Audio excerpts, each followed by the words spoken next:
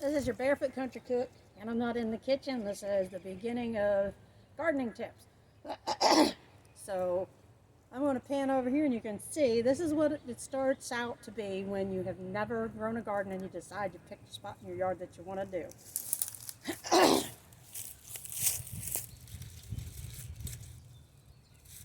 I had some surgeries this past year that kept me from keeping up with the garden, and so that is why it is in such disarray at the moment, because I was not able to physically get out here and work on it.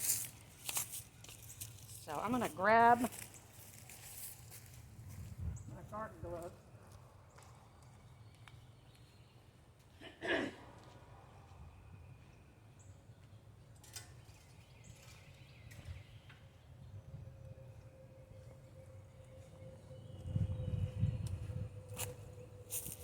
The most important tool that you will need when you start out having your very first garden, whether it be a vegetable garden or flowers,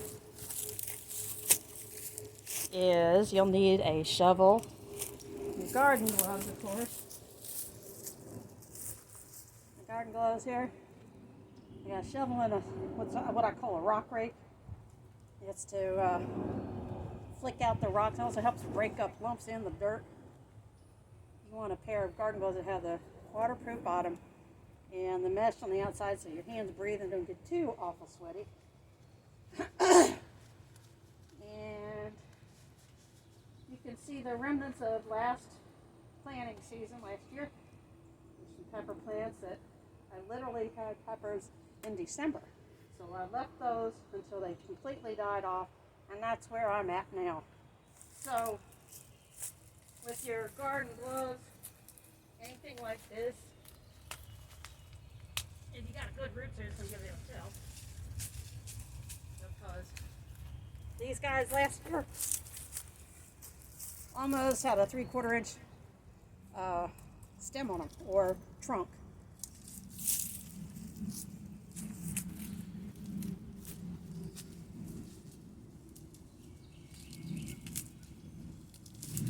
Some of them are tough to get out. I'm trying to get all the big stuff out of here, like this. And like that one.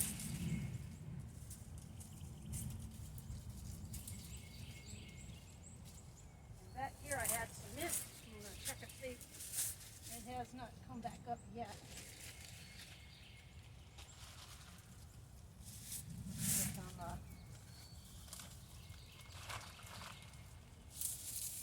debris that's blown into here.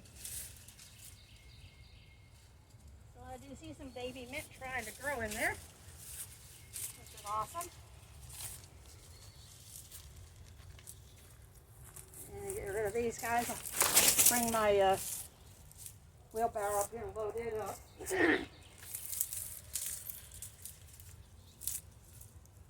is a tomato paste that I will use for the tomatoes when they are starting to get about yay high, and start training them to go straight up. Otherwise, I just let them go.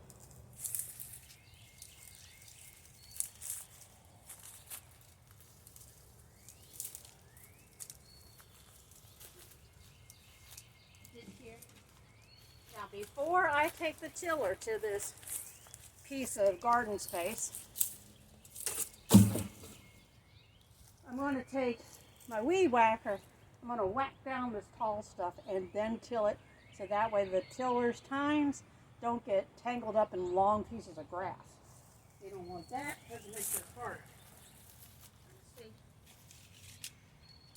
Got bamboo marker here. Got this. Got a bunch of rosemary over here, as well as lavender that needs to be attended to, because we had a couple of really cold snap nights, and he did a number on the rosemary. So I'm going to have to trim the rosemary way back, hopefully to get some healthy growth come up before everything starts growing and the deer want to eat it.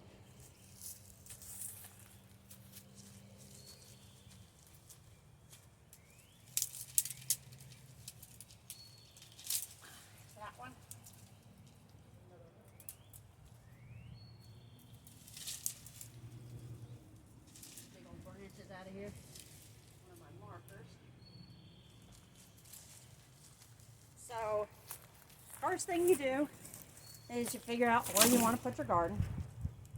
And then you want to get all the tall stuff out, any grassy grasses out. Get all of that out, get as low as you can. Use your weed whacker if you have to, which is what I'm going to do, saves time. Then, after you do that, that's when you can till it up, put your fertilizer in there, or plant food, whatever you want to use. I use the extra rich cow manure and some topsoil every other year just to replenish the nutrients that have been used up from the year before. And figure out where I want to rotate my plants from. I had tomatoes in the front this past year, so I think I'm going to put my tomatoes in the back this year. It will help with that replenishing of certain nutrients, because different plants use certain nutrients that others don't. What beans like to feed off of, tomatoes don't, and vice versa. And next time you see this, it should be all nice and cleaned up. And I've even got a video of, I've got a new greenhouse, or a new hothouse to start some baby plants in, and we will have that in a video for you as soon as I can get this cleared out. So until then, it's your Barefoot Country Cook. I'm back in the garden again, and we'll see you the next time.